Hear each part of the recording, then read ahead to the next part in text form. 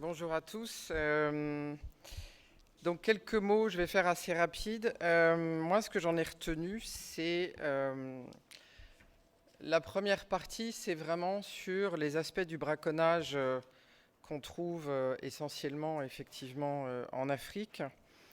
Comment est-ce qu'on peut intervenir? Donc c'est assez compliqué parce que c'est pas chez nous. Donc comment est-ce qu'on peut intervenir et pouvoir endiguer effectivement cette problématique de braconnage, puisque après ça arrive effectivement, pour moi la deuxième partie, c'est ça arrive chez nous en France avec ces problématiques de viande de brousse, avec ces problématiques de santé, avec ce trafic qui est quand même la quatrième criminalité au niveau mondial. Les chiffres, moi j'ai trouvé ça effarant. J'ai relevé entre 7 et 23 millions de dollars par an générés par ce commerce, quatrième forme de criminalité. Les documentaires de ce matin m'ont beaucoup frappé, surtout le premier. C'est vrai qu'on travaille sur ces sujets, mais on n'aime pas trop voir ces choses-là parce que ça fait quand même très mal. Donc comment est-ce qu'on peut travailler dessus?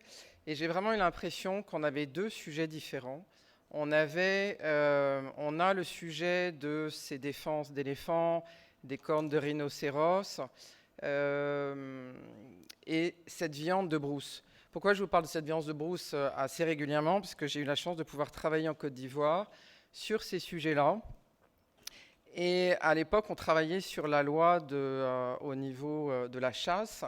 Et on était en plein dans Ebola ou à la fin d'Ebola. Et en fait, le gouvernement essayait de jouer sur Ebola pour diminuer au maximum le fait que la population mange cette viande de brousse, pour essayer d'introduire tout ce qui était poulet, canard, etc. Et en discutant avec les populations, moi j'ai appris qu'en fait cette viande de brousse, pour eux, elle est ancestrale. Et en fait, dans tout ce que j'entends aujourd'hui, ancestral, les peaux de panthère sont ancestrales, la corne de rhinocéros est ancestrale, cette viande de brousse, elle est ancestrale. Il y a un passage de l'âge de 12 ans pour ces enfants. Si jamais ils arrivent à tuer un animal, ils vont pouvoir manger cette viande de brousse. Donc voilà, c'est comment est-ce qu'on peut arriver à pouvoir, en tout cas, endiguer. Moi, je trouve fabuleux ce dont vous avez présenté cet après-midi sur des solutions, ce changement de paradigme.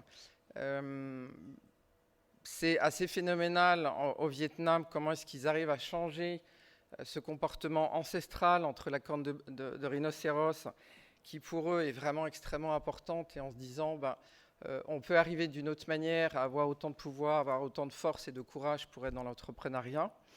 Au niveau de ces peaux de panthère, bravo, parce qu'il fallait vraiment trouver l'idée, et félicitations, et surtout d'impliquer, merci mille fois, d'impliquer ces populations locales. Et c'est la base de tout, en fait. C'est ce que j'en retiens de ce matin aussi.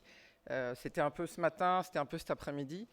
Mais les mots-clés, c'est on ne peut pas travailler sans les populations locales. On peut essayer d'intervenir, mais on n'est pas chez nous, en Afrique. Ça nous touche parce que ça vient impacter effectivement après notre pays et puis ces animaux. Mais c'est de leur faire prendre conscience que tous leurs animaux disparaissent au fur et à mesure et qui peuvent vivre en protégeant effectivement ces animaux et en changeant aussi de politique. Alors sur la France, moi ce que je vois, c'est on parle très peu, et l'UICN dans notre commission, avec la commission trafic espèces protégées, quand on fait ce magnifique rapport, on est venu beaucoup sur des sujets, mais quid de la santé publique? Moi, je rappelle quand même qu'on a eu la Covid. Aujourd'hui, voilà, on se rend compte de l'ampleur de ce qui se passe au niveau de Roissy. Il y a quand même très peu de moyens qui sont donnés. Je trouve ça effarant. Des douaniers, donc ça on n'en a pas parlé, mais ce qu'on a su, c'est qu'il y a des douaniers qui tombent malades. On ne sait pas de quoi ils tombent malades, mais ils partent dans des centres de risque infectieux, de maladies qu'on ne connaît pas, de virus dont on ne connaît pas, donc on n'en parle pas. On a essayé, nous, de présenter un projet de One Health avec la commission droit et politique environnementale, l'UICN et d'autres ONG. ce projet n'aboutit pas alors que tout est lié. La problématique de ces trafics d'espèces protégées, l'importation dans des pays va amener et amène effectivement ces problématiques de santé. Le transport aérien, comment ça se fait qu'on laisse effectivement ces compagnies aériennes laisser d'avoir ces bagages, c'est aberrant, on voit ça nulle part ailleurs. Et puis les containers, donc aussi félicitations au niveau de ces chiens. C'est extraordinaire de dire, ok, il faut donner des moyens, on n'a peut-être pas assez de douaniers, mais effectivement, il y a aussi cette possibilité avec les chiens sur place dans ces pays, mais aussi en France, donc il faudrait pouvoir développer tout ça. Donc voilà, on est ce que je retiens sur la théorie du changement, et merci à tous pour cette merveilleuse journée. Merci beaucoup. Merci Violaine. Florian, je te laisse conclure aussi à ton niveau. 3 points clés sur le transport, des points clés qui ont été entendus, que vous avez entendus comme moi. Ce qu'on peut retenir, on a pas mal parlé d'accès et de partage des données. Un des points essentiels, c'est en tout cas ce que nous ont dit les acteurs qui étaient là, des secteurs publics et privés, de la logistique et du transport, c'est qu'il y a un besoin de bases de données partagées pour documenter précisément l'ampleur des trafics, les différentes provenances, la nature des produits qui sont trafiqués. Donc ces bases de données, évidemment, c'est pas nouveau, elles sont essentielles pour orienter les actions et cibler les actions prioritaires. C'est un point important. On a entendu en deuxième point clé, dans les pratiques des douanes, les besoins de préciser les codes douaniers. Donc c'est quelque chose qui pourrait être fait de manière, j'imagine, pas très compliquée, en adaptant les pratiques douanières de manière à affiner les codes douaniers. Donc ça a été expliqué sur le cas des poissons ou des bois, pour être capable de mieux cibler les flux de marchandises illicites. Aujourd'hui, derrière des codes assez grossiers, en fait, on n'arrive pas à discriminer ce qui est prioritaire, illicite ou moins. En troisième point clé, c'est la piste des coopérations à douer et à accentuer, qui est revenue à plusieurs reprises au cours de nos échanges. Alors, coopération avec les scientifiques pour documenter les phénomènes. On a eu l'exemple par plusieurs interventions aujourd'hui. Des coopérations avec les ONG. On a eu aujourd'hui entendu parler ou eu des témoignages de WWF, IFO, WCS, Pantera, Eagle et d'autres. On pourrait allonger la liste. Donc il y a toute une communauté d'acteurs de la société civile qui sont prêts à agir en coopération sur ces sujets.